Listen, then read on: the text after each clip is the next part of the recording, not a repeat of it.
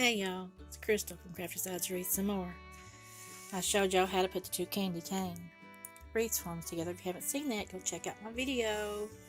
And now I'm putting on the chenille stems.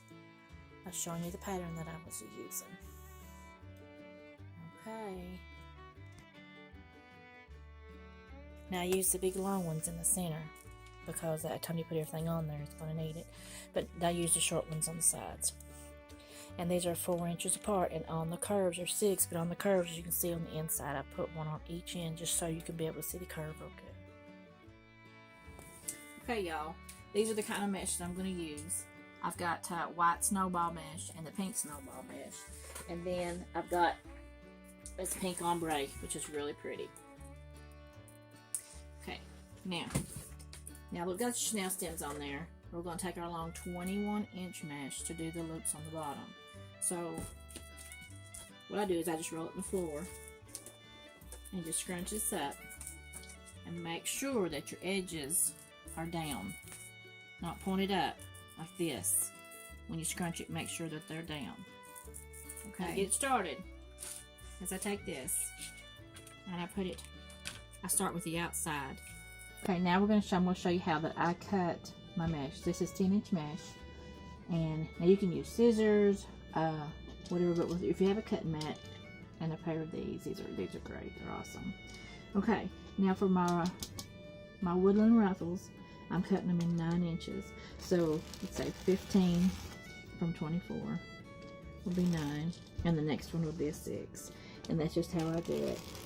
And this kind of holds it down, makes it a little bit easier.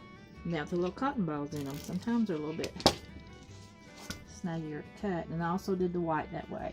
Now I'm going to show you how to do my Woodland Ruffle.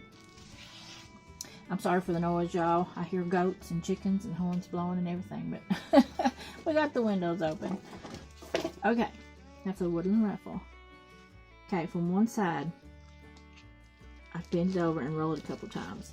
Hold it down, go to the other side, roll it down, and then scrunch it in the center. You can hold it between a pin and whatever, but since I'm only going to do it this way, I'm just going to stick it between my fingers. Okay, and then you do the white.